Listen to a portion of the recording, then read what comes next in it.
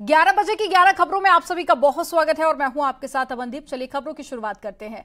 BJP के राष्ट्रीय अध्यक्ष जेपी नड्डा की श्रावस्ती में होने वाली रैली टाल दी गई है। श्रावस्ती में 14 जुलाई को होनी थी रैली और बारिश और बाढ़ की वजह से रैली टली है। हारी हुई 14 सीटों पर जेपी नड्डा और अमित शाह रैली करने का कार्यक्रम बना था, जो कि अब टाल दी गई है। एक बड़ी खबर आपको बता रहे हैं, 2024 को लेकर बीजेपी ने अपनी तैयारियां शुरू कर दी हैं और इसी के तहत जो हारी हुई 14 सीटें थी वहां जीत हासिल करने के लिए जेपी नड्डा की रैली थी, जो कि फिलहाल टाल दी गई है क्योंकि मौसम खराब है और ऐसे में लगातार बारिश के चलते कई इलाकों में पानी भर गया है, जिसके चलते बाढ़ और बारिश को देखते हुए रैली टाली गई है। हारी हुई 14 सीटों पर जेपी नड्डा और अमित शाह का रैली का कार्यक्रम था, जो कि फिलहाल टाल दिया गया है।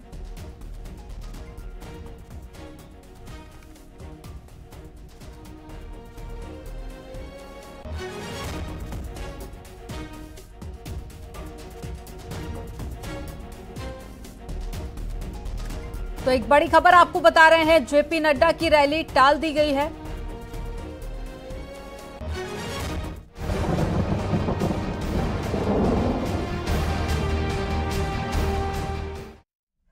और दिल्ली में यमुना का लेवल रिकॉर्ड 208.05 मीटर पर है और इस इलाकों में यमुना का पानी भर गया है और आईटीओ के इलाके में भी पानी भरा है। निगम बोध घाट में भी पानी भर गया है। दिल्ली आईएसबीटी और सिविल लाइन के कई इलाकों में पानी घुस गया है। सड़कों पर भी पानी दरिया की तरह बह रहा है। तस्वीरें आप देखिए, 100 साल का रिकॉर्ड टूट गया है और पानी बढ़ता जा रहा है, खतरे के निशान के पार भी पहुंच चुका है। ऐसे में जो वहां पर लोग रहते थे उनको कहीं और शिफ्ट किया जा रहा है। सरकार की तरफ से कुछ व्यवस्थाएं की गई, लेकिन कुछ लोगों का कहना है कि सरकार की व्यवस्थाएं उन तक नहीं पहुंची हैं और ऐसे में लगातार यमुना का जो जलस्तर है वो बढ़ता जा रहा है। बारिश बर्बादी बनकर इस बार साबित हुई और साथ ही कई इलाकों में पानी भर गया दिल्ली के, जिसके चलते जाम की स्थिति भी बनी हुई है।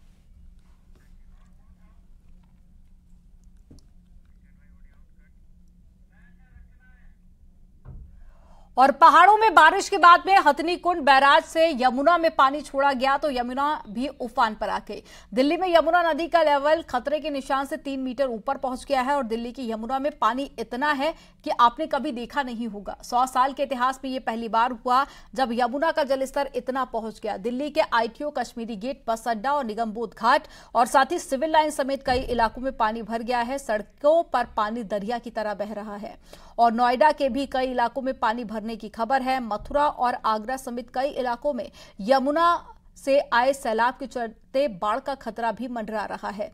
देहात के इलाकों में बाढ़ जैसे हालात हैं। खेतों में पानी भरने से फसलें चौपट हो गई हैं। 5 तस्वीरें आपकी टेलीविजन स्क्रीन पर।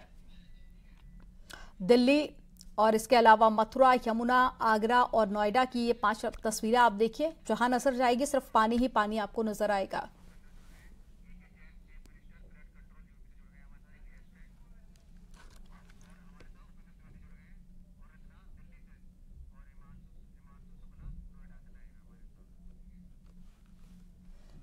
और ज्यादा जानकारी के साथ में वाराणसी से उपेंद्र द्विवेदी जुड़ गए हैं।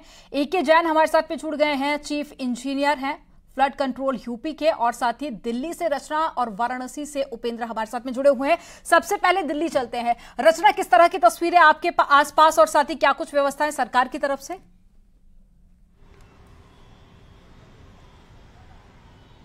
देखिए, जिस तरीके से लगातार यमुना का जलस्तर बढ़ता जा रहा है, इस वक्त हम आईटीओ का नजारा आपको दिखाना चाहेंगे कि आईटीओ पर आप देख सकते हैं कि सड़कों पर पानी भर गया है और पानी भर जाने के कारण अगर आप नजर डालें तो पूरी चारों तरफ जो जाम की स्थिति है वो है। गाड़ियां डूब डूब कर यहां पर चल रही हैं और साथ ही साथ जल भराव के चलते ट्रैफिक जो है वो थम गया है। लोगों को काफी ज्यादा परेशानी का सामना करना पड़ रहा है क्योंकि वाटर लेवल जिस तरीके से 208.32 पर पहुंच गया है। 1978 में बाढ़ जैसी स्थिति दिल्ली में हुई थी, बाढ़ की स्थिति हुई थी और अब 1978 का भी रिकॉर्ड यहां पर टूटता हुआ नजर आ रहा है। और आईटीओ में आप देखें तो जो लोग अपने ऑफिस जाने के लिए घर से निकले हैं या जरूरी काम के लिए निकले हैं, वो घंटों से इस ट्रैफिक में खड़े हुए हैं। जो लोग पैदल चलने वाले हैं उन्हें पानी से होकर यानी कि पानी पार कर कर आना पड़ रहा है। और हम भी जहां पर खड़े हुए हैं आप देखें तो गाड़ी के पहिए भी पानी में डूबे हुए नजर आ रहे होंगे। तो जिस तरीके से लगातार जल जल स्तर बढ़ता जा रहा है और जल स्तर बढ़ने के कारण जो पानी है वो सड़कों पर उतर आया है और इसके चलते दिल्ली के लोगों को काफी ज्यादा परेशानी का सामना करना पड़ रहा है, चाहे वो ट्रैफिक की समस्या हो, जल भराव की समस्या हो। ठीक है, लगातार लोग तो हाल काफी बेहाल नजर आ रहे हैं। और साथ ही हमारे साथ में नोएडा से हिमांशु जुड़े हैं। रचना, मैं लौटूंगी आपके पास में, हिमांशु का रुख कर लेते हैं। हिमांशु, बहुत संक्षिप्त में आप बता दीजिए कि नोएडा की क्या हाल है।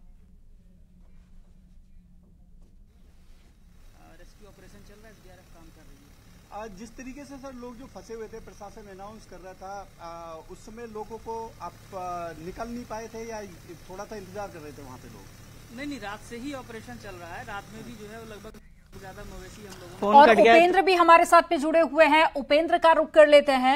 उपेंद्र, आप इस वक्त कहां पर मौजूद है, किस तरह के हालात आपके आसपास, तस्वीरें दिखाइए।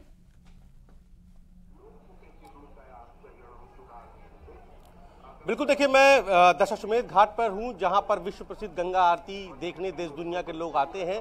और यूं तो जब आप आरती देखते होंगे तो आपको नीचे यहाँ पर सीढ़ियां दिखाई देती होंगी जहां पर नाव खड़ी होती होंगी, लेकिन अब जो है गंगा का जलस्तर जब बढ़ा है तो अब नीचे की सारी सीढ़ियां डूब गई हैं और अब ऊपर का प्लेटफॉर्म बचा है। घाट पे कहते हैं कि बाढ़ का जो निशान होता है, यानी कि बाढ़ की जो चेतावनी होती है, वो मंदिर नहीं मणियां सबसे पहले देती है। मणियां वो जगह है जहां पर घाट पे जहां पर खड़े होने का स्थान होता है और जहां पर गुम्बद के नीचे मंदिर बने होते हैं। तो ये देखिए सामने जो मंदिर है मणियों का, वो मणियों का मंदिर भी डूब गया है। हालांकि अभी उस तरीके की परेशानी नहीं है और गंगा का जो जलस्तर है वो अभी स्थिर बताया जा रहा है, करीब 59 to 60 गंगा का जलस्तर है। लेकिन जिस तरीके से गंगा का बढ़ रहा और जिस तरीके से पीछे से पानी आएगा, वाराणसी में बाढ़ दो बड़े कारणों से आती है। पहला तो हर तरफ पानी ही पानी नजर आ रहा है, लोग परेशान हैं। एके जैन जी हमारे साथ में जुड़े हुए हैं। सर, पहले तो आपका बहुत स्वागत है न्यूज 18 पर। हर तरफ पानी ही पानी नजर आ रहा है, बारिश बर्बादी बन गई है, लोग परेशान हैं, बाढ़ जैसे हालात भी अब बनते हुए नजर आ रहे हैं। ऐसे में क्या व्यवस्थाएं की गई हैं ताकि लोगों को बचाया जा सके?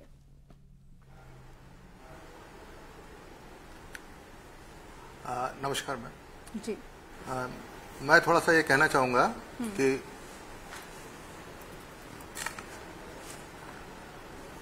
जी सर, बात पूरी कीजिए। मैं अपनी बात कह सकता हूँ? जी जी, बोलिए। मैं कह सकता हूँ अपनी बात? जी सर, अपनी बात रखिए। ऐसा है मैडम, मेरी आवाज़ आ रही है आपको? हाँ, मैं ये बताना चाहूँगा कि यमुना जी में जो हमारा पानी जो है, जो बाढ़ का स्तर है, सन 78 के स्तर को ये पार किया हुआ है। और विशेष रूप से जो रेलवे ब्रिज दिल्ली का है, यहाँ पे हमारा जो अभी तक का अधिकतम जल स्तर है उससे 1 मीटर ऊपर जा रहा है। इसके बाद में जो हमारा कंट्रोल पॉइंट आता है ओखला बैराज, ओखला बैराज में ये हमारे जो पानी है अधिकतम जल स्तर से अभी कम है।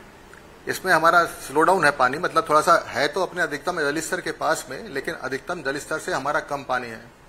इससे हमें यह लग रहा है कि जो दिल्ली का जो ड्रेनेज का ये प्रॉब्लम है, जिसके कारण वहाँ जल भराव की ये समस्या हो रही है, पानी ड्रेन हो करके हमें नदी में नहीं मिल पा रहा है। नदी से हमारा पानी जो अभी पास हो रहा है 3,37,000 क्यूसेक का पास हो रहा है और अभी तक का जो हमारा अधिकतम जो है वो है 3,65,000। तो हम तो सेफली इस पानी को पास कर रहे हैं। यहाँ से निकलने के बाद ये पानी हमको मिलता है गोकुल बैराज में। गोकुल बैराज में भी हमारा डिस्चार्ज 60,000 का है, हम सेफ हैं। और इस तरह से इस पानी को हम सावधानी पूर्वक, सफलतापूर्वक निकालने में अभी तक सफल हैं और आगे भी सफल हम रहेंगे। जहाँ तक दिल्ली का इंटरनल प्रॉब्लम है, ये इनका इंटरनल ड्रेनेज प्रॉब्लम का समझ में आ रहा है, जिसके कारण से इनका पानी की निकासी ठीक तरह से और जल्दी से नहीं हो पा रही है और जल भराव की समस्या एक पैदा हो रही है। अभी इसका ट्रेंड यमुना जी का और गंगा जी का दोनों का राइजिंग ट्रेंड है, दोनों में जल स्तर बढ़ रहा है। आज और कल ये जो रेनफॉल का जो फोरकास्ट है, इसकी वजह से हमारा 2 दिन पानी इसमें बढ़ेगा, उसके बाद में ये पानी हमारा कंट्रोल में आने की संभावना है। जहां तक यमुना जी की हम बात कहेंगे तो यमुना जी का जो टोटल कैचमेंट एरिया है, जितने एरिया में बरसात होती है उसका 20% एरिया ही हमारा उत्तर प्रदेश में है जी। रेस्ट 80% जो कैचमेंट एरिया है हमारा ये बाहर पड़ रहा है, हरियाणा में, हिमाचल में और उत्तराखंड में।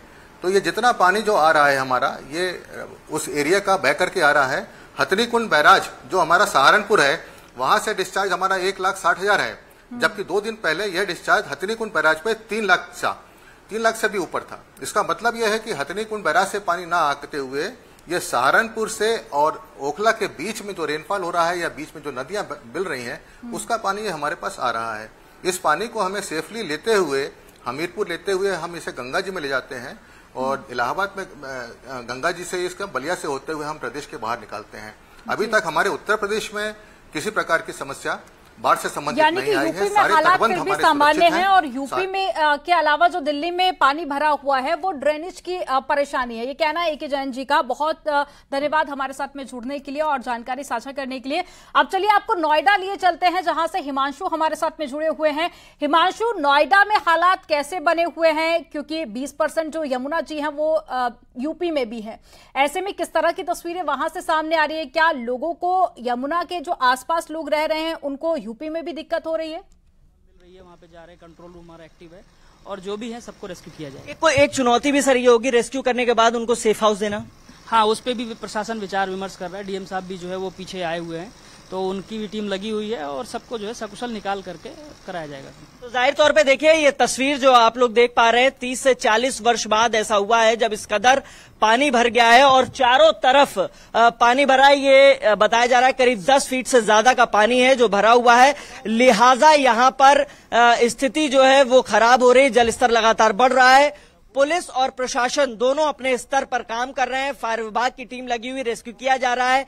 एसडीआरएफ भी इस रेस्क्यू ऑपरेशन में लगा हुआ है, जुटा हुआ है और करीब 20 से ज्यादा लोगों को रेस्क्यू किया गया। कल जिस तरीके से हम लोगों ने देखा कि यमुना से सटा जो खादर एरिया है, छपरौली, मंगरौली, खादर 135, वाजिदपुर, नंगला वाजिदपुर, ये तमाम जगहों पर जलभराव की स्थिति है। लिहाजा यहां पर अब तेजी से रेस्क्यू का काम किया जा रहा है और आप देखेंगे कि किस तरीके से यहाँ फार्म हाउस है। फार्म हाउस में ये सब जो फार्म हाउस है डूब क्षेत्र में बने हुए हैं, यहीं पर जलभराव की स्थिति है। यहीं पर जलभराव के चलते लोगों को अब रेस्क्यू किया जा रहा है। फिलहाल रेस्क्यू ऑपरेशन चल रहा है और सबसे बड़ी चुनौती अब ये बनी हुई कि लोगों को सेफली रेस्क्यू करने के बाद यहाँ से उन्हें सेफ हाउस में रखना और उनके खाने पीने और रहने का बंदोबस्त करना पूरी की गई है, क्योंकि मौसम विभाग की तरफ से कहा गया है कि आने वाले जो 24 घंटे हैं वो भी काफी ज्यादा अहम रहने वाले, क्योंकि कई राज्यों में तेज बारिश हो सकती है। तमाम जानकारी साझा करने के लिए आप सभी का बहुत शुक्रिया।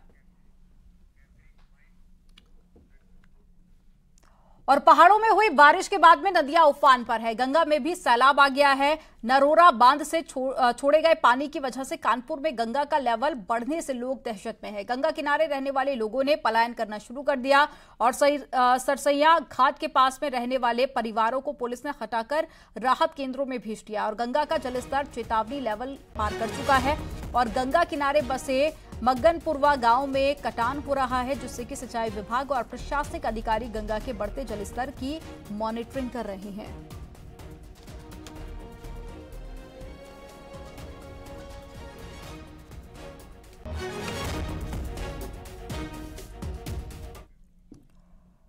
उधर कन्नौज में नेशनल हाईवे पर बारिश का पानी 4 फीट तक भर गया है। ग्रामीणों ने हाईवे को स्विमिंग पूल बनाकर स्नान किया और ग्रामीण स्विमिंग पूल बने हाईवे में मस्ती करते हुए भी दिखे। करीब 500 मीटर दायरे में पानी भरने से गाड़ियों को सर्विस लेन से होकर निकलना पड़ रहा है। और गुरसहायगंज इलाके का ये वीडियो है जो कि सोशल मीडिया पर काफी ज्यादा वायरल हो रहा है।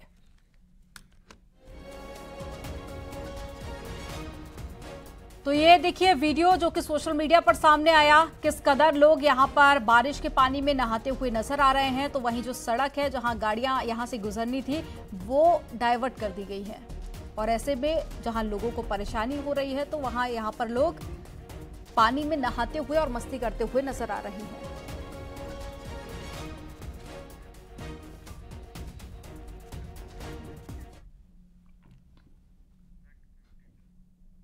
और हथनीकुंड बैराज से यमुना में छोड़े गए पानी का प्रभाव कृष्ण नगरी मथुरा में भी दिखने लगा है। घाट जलमग्न हो गए हैं और यमुना में आए उफान से निचले इलाकों में बाढ़ का खतरा भी पैदा हो गया है।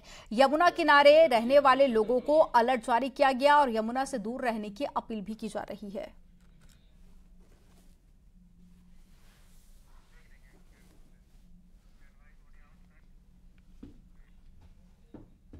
और चलिए यहां रुकेंगे एक छोटे से ब्रेक के लिए। आप देखते रहिए न्यूज़ 18।